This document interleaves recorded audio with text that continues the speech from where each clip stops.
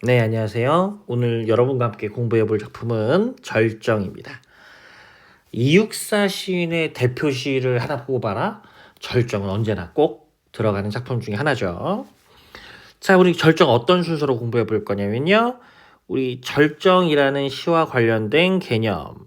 뭐 절정 너무 유명하고 훌륭하니까 우리가 같이 보고요. 당연히 우리 절정 본문 해석해 봐야 되겠죠?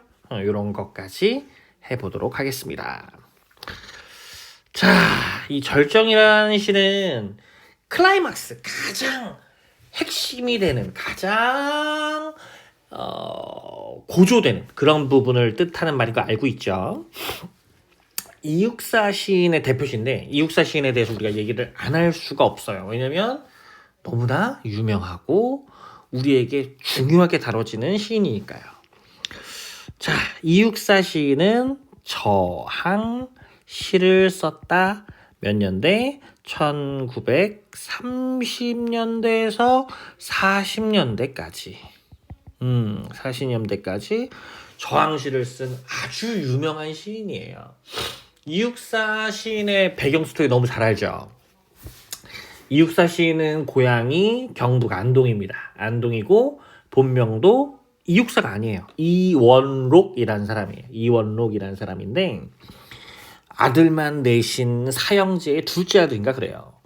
그런데 이육사가 그 고향이 안동인데 대구에서 이 당시에 장진홍 의사의 그 대구 어떤 은행의 폭파 이런 의거가 있었어요. 일본 입장에서는 테러이겠지만 우린 독립운동이었죠. 그 과정에서 억울하게 이육사 시인과 그 사형제가 싹 잡혀 들어가요. 독립운동 그 장진호 의사가 그 도망갔단 말이에요. 그래서 그 폭탄 그 의거의 범인이 이육사가 아니냐 해서 이육사를 비롯한 수많은 사람들이 다 잡혀간단 말이죠. 그때 이육사 시인의 사형제가 다 잡혀 들어가요. 그래서 이육사 시인이 그때 받았던 죄수 번호가 264번이라고 하죠. 그래서 내가 죄를 짓지 않아도 나라를 잃으면 이렇게 억울한 일을 당하는구나 라는 걸 그때 처음 깨달았다고 해요. 그래서 나라의 독립을 위해 의미 있는 행동을 해야 되겠다 해서 독립정신, 저항정신을 고취시키는 시도 많이 쓰고 실제로 의열단이라는 독립운동단체에 가입을 해서 저기 만주 가서 군관 교육도 받고 아주 엄청 대단한 그런 삶을 산 사람이 이육사 시인이에요. 그러니까 이육사 시인의 시를 보면 모든 시가 그런 건 아니지만 굉장히 높은 수준의 신념과 어떤 굽히지 않은 의지 이런 것들을 보여주는 시를 많이 쓴 사람이다. 이렇게 보시면 되겠어요. 그리고 지금 여기 보시면 한시의 기승전결 구조다 이런 얘기가 있는데 우리나라의 전통시는 3단 구조예요. 우리나라의 구조는 3단 구조. 우리 19체양가도 3단 구조죠. 기서결에. 고려가요 같은 경우도 고려가요는 3단 구조로 보기는 어렵고 시조 같은 것도 3단 구조죠. 그런데 이제 한시 같은 경우는 기승전결의 4단 구조란 말이에요. 그럼 이게 어디서 왔느냐? 한시를 이육사가 접하게 된 건 이육사의 할아버지가 훈장 선생님이었어요. 훈장 선생님. 그래서 어렸을 때서부터 한학 교육을 받았단 말이죠. 그런 한학 교육을 받았던 어떤 이육사의 작가의 특징, 개성 이런 것 때문에 이육사의 시들에게서는 4단 구조가 많이 보여요. 4단 구조가 많이 보여요. 그리고 이제 기승전결에서 요 전 부분에서 시상의 전환이라는 게 잘 생기거든요. 그러다 보니까 이 절정에서도 시상의 전환이 잘 됩니다. 시상의 전환이라는 건 고시를 기점으로 지금까지 있었던 분위기가 싹 바뀌는 거죠. 그리고 여러분들은 이육사의 이 절정이라는 시를 배워보지 않은 친구들이 있을 수도 있어요.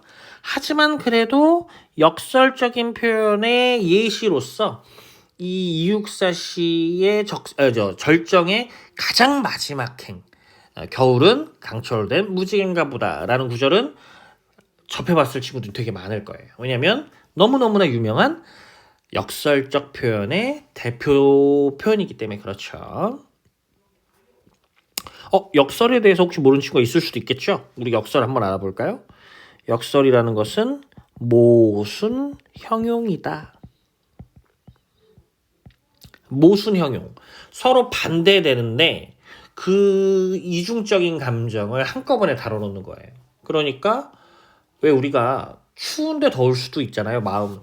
예를 들어 날씨가 너무 추워. 그런데 내가 사랑하는 사람하고 같이 손붙잡고 있다고 생각해봐요. 그럼 마음은 되게 따뜻할 거잖아요. 날씨가 참 추운데 따뜻하다. 이런 이중적인 감정을 느낄 수 있는 게 사람이거든요. 기계나 AI는 이런 거 모를 거예요. 추운데 왜 따뜻하다고 하지? 이해가 안 갈 수 있잖아요. 하지만 우리 인간은 그런 감정을 느낄 수 있어요.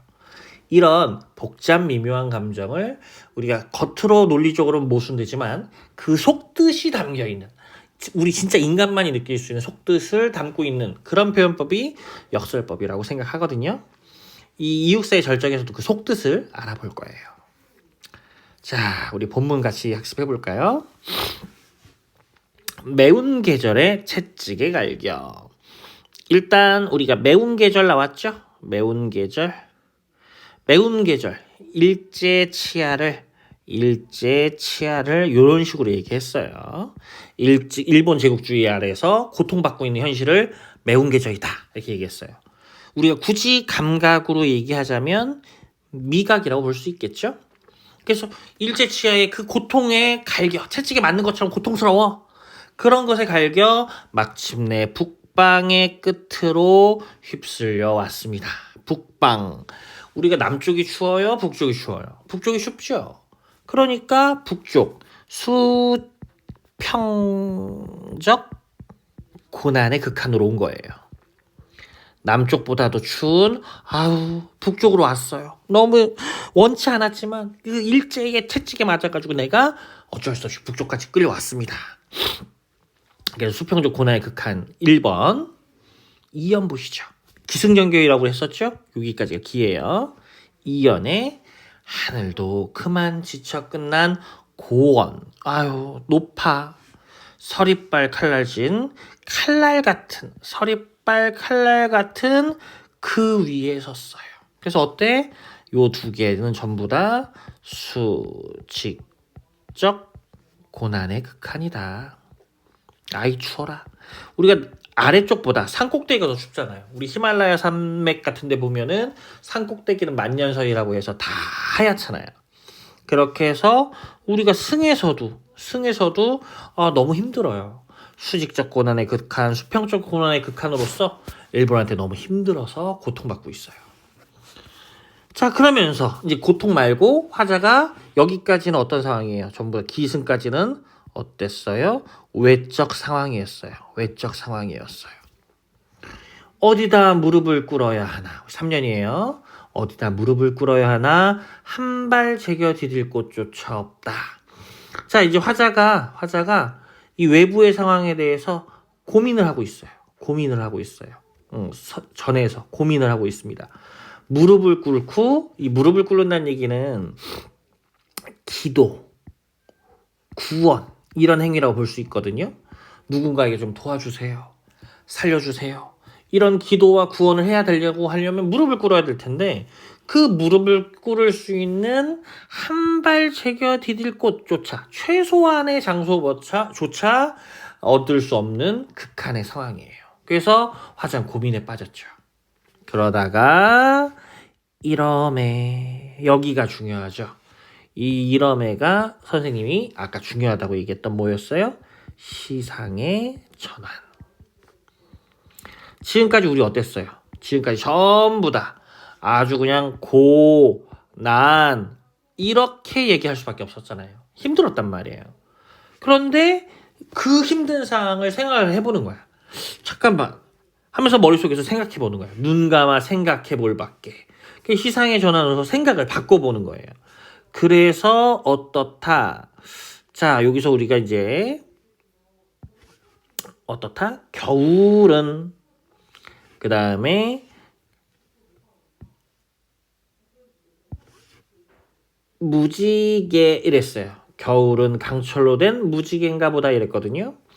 그 다음에 이제 강철도 우리가 좀 다른 색깔로 한번 해보자.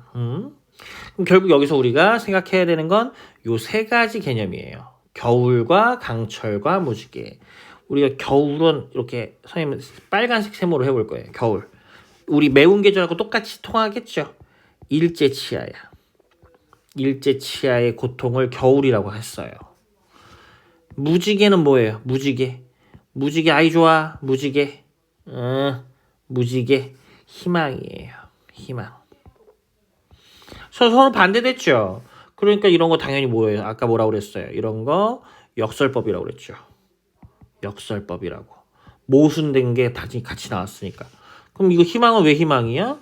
희망은 광복을 얘기하니까. 선생님, 일제는 희망을 떠올리게 하는 시간인가요? 이게 왜 말이 되죠? 내가 역설법 뭐가 있다고 그랬어요? 속뜻이 있다고 그랬죠. 속뜻은 우리가 찾아보는 거예요. 강철은 매우 뚜렷한 이런 느낌이라고 선생님은 설명하고 싶어요. 무지개 본 적 있죠? 무지개 어때요? 눈으로는 보이는 과학적인 현상이에요. 만질 수가 없어. 우리 무지개와 관련된 신화, 전설, 민담 이런 거 보면 무지개가 있는 밑에 가서 땅을 파보면 보물이 나온대요. 근데 앞만 찾아도 무지개가 어디서 시작되는지 그 시작점을 찾을 수 없어. 그래서 우리는 눈에 보이지 않고 막연한 그런 것, 우리 막연한 희망 이런 걸 무지개라고 얘기하잖아요. 그런데 지금 화자가 처해 있는 상황은 아주 강력한 고난이에요. 근데 우리 고난을 우리 아까 뭐로 표현했죠? 겨울이라고 얘기했죠? 겨울. 근데 겨울은 거기서 계속 끝나나요? 겨울 다음엔 뭐가 와요? 겨울 다음엔 봄이 오잖아요. 봄. 겨울의 극한, 겨울의 절정이라면 이제 앞으로는 무조건 더 따뜻해질 일밖에 안 남은 거예요. 지금보단 무조건 좋아진다는 거죠. 왜? 지금이 겨울의 극한이니까. 앞으로는 무조건 좋아진다. 따뜻해진다. 봄이 올 것이다 라는 희망을 갖게 한다는 거죠. 그래서 겨울의 극한이라는 것은 아주 뚜렷한 희망을 떠올리게 하는 계절이라는 얘기예요. 예를 들어 뭐 그러면 안 되겠지만 내가 시험 공부를 너무 못하고 밀려 쓰고 막 이래서 전교 꼴찌했다 쳐요. 그럼 어떻게 돼? 전교 꼴찌니까 바닥이잖아요. 겨울의 극한과 같은 상황이란 말이야. 이랬을 때 나 너무 힘들구나 라고 생각할 수도 있겠지만 내가 앞으로 성적이 급상승한 우상향으로 내 성적이 오를 수 있는 큰 그림 밑바닥을 그려놨구나. 앞으로 난 공부하면 할수록 무조건 오르겠구나. 앞으로 난 무조건 성장할 일만 남았군. 이라는 희망을 갖게 하는 시간이 되기도 한다는 거죠. 이로써 우리 이육사의 절정에서 이 사람이 어떤 사람인가 알 수 있어요. 엄청나게 긍정적이고 미래지향적인 미래를 꿈꾸는 화자라는 걸 알 수 있었어요. 어떻다? 지금은 힘들어도 앞으로는 무조건 지금보다 잘 될 거다. 광복 무조건 된다. 겨울이 가는다? 그럼 보보지. 난 믿어. 라고 얘기하는 마치 선지자, 예언자 같은 느낌으로 미래, 우리 민족의 광복에 대한 뚜렷한 신념을 노래한 시. 그것이 바로 절정이었습니다. 여러분, 절정이라는 시를 배우면서 선생님이 중요한 부분 한 번만 더 강조할게요. 첫 번째로 중요하게 생각해야 될 점은 시상의 전환이라는 거. 시상의 전환이라는 점. 이러매를 기준으로 시상이 전환된다는 점. 두 번째, 역설법으로 쓰인 겨울은 강철로 된 무지개라는 표현의 속뜻. 그 다음에 세 번째, 화자의 태도. 화자의 태도가 어땠다고 그랬어요? 외적 상황은 너무너무 힘들어도 그 고난의 외적 상황을 내면의 어떤 인식의 전환을 통해서 어떻게 만들었어요? 희망적, 낙관적, 긍정적으로 바꿨어요. 극과 극은 통한다고 그랬잖아요. 그러니까 지금 겨울의 극한이란 건 미래의 희망이 될 수도 있겠구나 라는 화자의 태도를 우리가 엿볼 수 있었습니다. 이렇게 우리 절정시까지 공부해봤습니다. 수고하셨습니다.